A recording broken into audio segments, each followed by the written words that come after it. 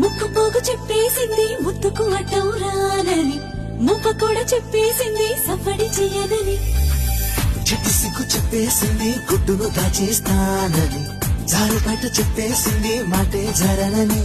మగవాడై తగిలావు ముడి వేసుకోకపోను, వగలాడై రగిలావు సగనచకుండా ఉండను. నీళ్ళు నీళ్ళు నీళ్ళు బంగారంగాను, నా రవ్వలకొండ నీ ఒళ్ళో బందీనవుతాను. ఆ, నీ ఒళ్ళో ఉల్లాసంగాను, నా గవ్వల దండ కౌగిల్లో వందేలుంటాను. చిలకను నేను చెరుకు నువ్వు కొరికిన